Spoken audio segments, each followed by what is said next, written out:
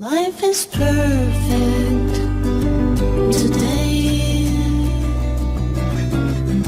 I wouldn't want to spend it any other way. Blue sky shining down on me. Blue sky. I don't actually know the lyrics to this song. Oh, there are clouds. What the hell are you doing up here? Get out of here. Wifey out here. What? I was saying, would you believe it's already dried and I got it out here late? Yeah, it was a pretty sunny day. So Wifey's out here doing the clothesline thing. I think we showed you a clothesline in one of our early videos. Well, we needed to extend that a little bit. So now we've got one other line that's long enough that we've made it go over there too. But while I'm out here, I figure I'll show you guys our block. We live in a nice little town. I think I've mentioned this before too, but we are the only house on our entire block. We actually, there's our house. On this entire block there's a road going all the way around it. Am I getting you guys dizzy yet? Because I'm getting dizzy. There's our little burning pit. Got rid of some of the yard debris after the ice storm there. In fact, we've got a new volunteer over here. Mwahaha. Anyway, that's our block. There was at one point long ago a house that sat right there. That's why this is 2 lots of land. But that was removed so very long ago, it's ancient history. A little bit of backstory on this house, ironically. Now we redid the sides and the repainted it and redid all the shutters and all that jazz. But this is actually the house that Hubster, and I was a Navy brat, so that ought to tell you something. We moved around once every year, sometimes 2 years at most, we'd stay in one spot. This is the house that Hubster, well, I don't know if I was born in it actually, but I was 1 year old. I learned to walk in this house. It's just funny how things turn back full circle. So we're back in this house and now it's ours. Yeah, back then there was a house over there. So we're in town, but the land that we're standing here staring at or whatever was the town limit moved out a long time ago, I guess you could say. Here goes one of our local law enforcers. Hi, guy. I wonder if that's baby.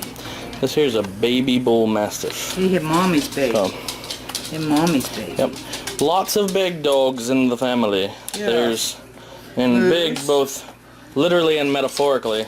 No, now he's not big. No, he's not big, but all of our animals are spoiled. He's fat. And here's a pit bull for you. A big He's pit not bull. a pit bull. He's a pig bull. A pig bull. No, he's a pit bull, but he's a bigger pit bull. Anyway, this here's a bull mastiff named Tugga. He's my baby. Yep. He replaced the one that died in my arms. Yep. He's still young. He's still got a little bit of growing to do A yet. little bit. He's still got probably another 7 inches to grow. Yeah. His brother is about 250. 250. Good Lord. 250. So we mentioned it before in an earlier vlog. Come on. You come out here to our families, any other family out in the woods, you'll be met with lots of dogs and lots of guns, but we're friendly. Look over there. Reese, tell Uncle Marky, hey. Wave at him. Say hey. Hey! Alright, so here we have the ladies of my life. We got Wifey, you guys already know. And we have the mama unit. That would be me. Yep, take the glasses off, Mom. They reflect on everything. Yeah, well now I'm like, who are you? Do I know you? Can't see. By smell. Wow, really? We here in the South. Only in the South, as a matter of fact. Can I put him back on now? Yeah. So Yeah. That would be yes ma'am in the South. that's Becky. That'd be me. What you want to tell them about me? About Mark? But anyway. Oh, you committed a big mistake right there. Taboo. You know how he used to. Okay, 2 stories. Let me push the button first, guys. No, I'm kidding. Go ahead. First story was when he was itty tiny, itty bitty. Mark and David, his older brother, would fight. David would beat him up every day, religiously every day. And one day Marky said to me, "Mama, I've had enough." And I was like, "What?" I had nope. And I said, "Okay." And he and his brother were laying on the floor watching TV. And I come around the corner just enough to see David pulling on Mark. And every time Mark would stand up, David would pull him back down. And Mark got so mad he turned around and he took his little fist, and he's 4 years old now. Not much older than the little boy you just saw. And busted his brother right here, broke his glasses, went flying this way. And he said, "I told you I'd had enough," and walked away. And that was it. His brother, well, anyway, that one I wish I had on camera.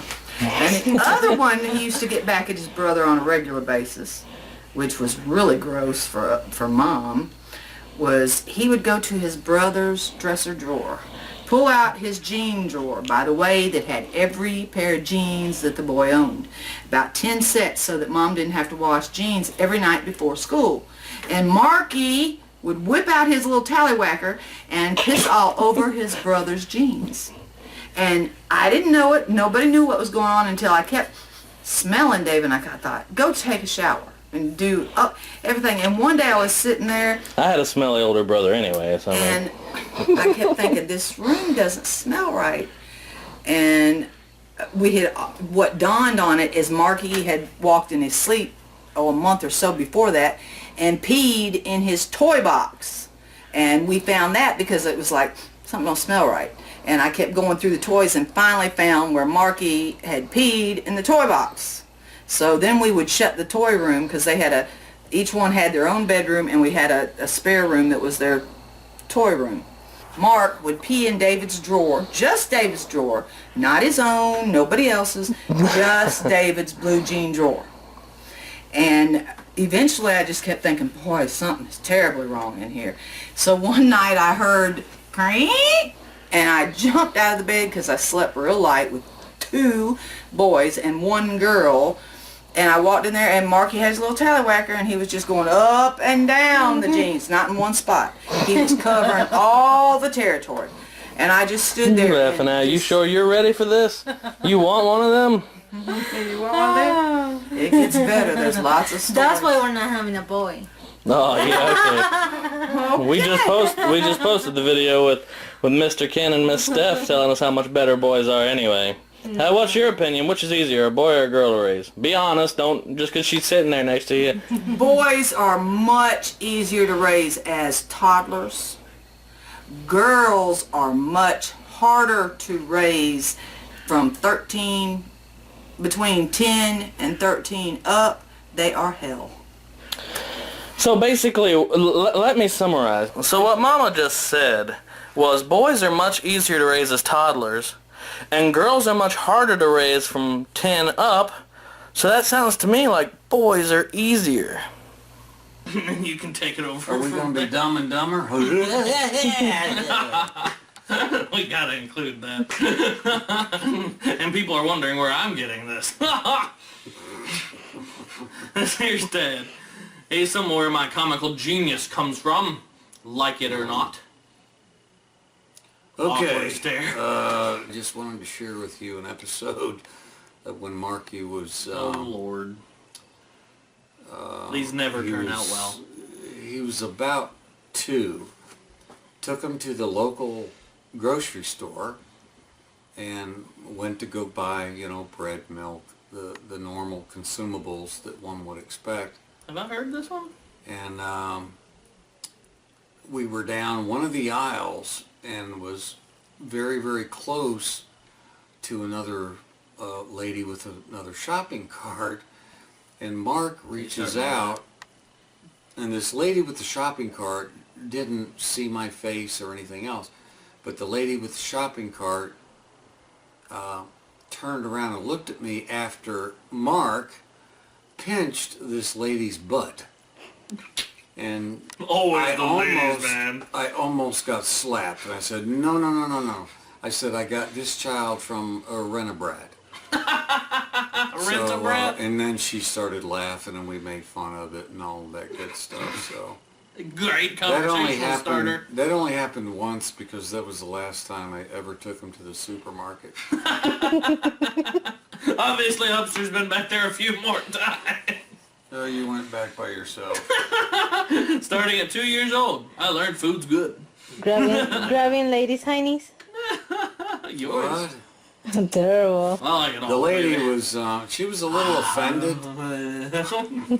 She was a little offended at first because she thought I grabbed her butt, and when she found out it was my 2-year-old child, Suddenly it was okay. she started laughing. It was pretty cool. A tip for all you single guys. You Yeah, know what I take mean? your 2-year-old child down the shopping cart, and they may help you meet women. Or just go pinching their butts and blaming it on your kids. There you go. Mark was about 3. He was walking good. Walking And, well. He was walking good. Goddamn. I'm teasing. Well, I'm talking to a bunch of Southerners, right? All over the world there, Bops. So he was walking well for being 36 months old.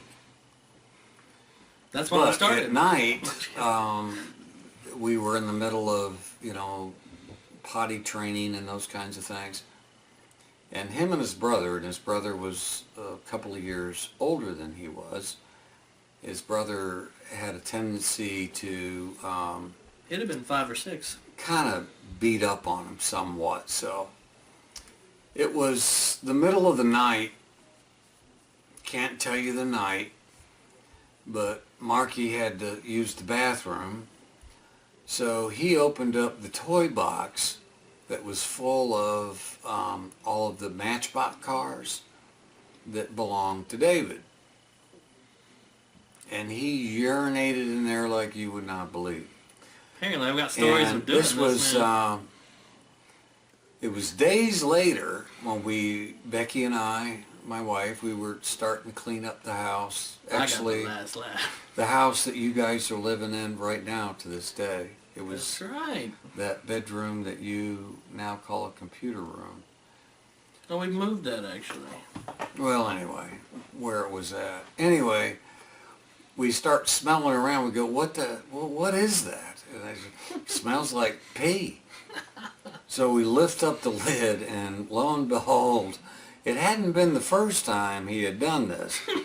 It had been several times because there was about 2 inches of pee in the bottom of this. It was an ice chest, actually, is where we kept the stuff. So we Don't started believe anything asking they say. questions. Now, how do you interrogate a 3-year-old and a 5-year-old? And the best that I could come up with was what Marky said. He said, I pee-peed in bucket. That's an educated response from a 3-year-old. We took all the cars out, washed them in detergent, washed out the container, did all of that, and he and I had a nice little talk about that you don't pee in the cooler anymore with the cars. And you want to know something? Never happened again. So, fatherly tip, you want to talk to your 3-year-old? Actually talk to him. Signing off. Rock! Rock, no! Rock! Super swing! Bye.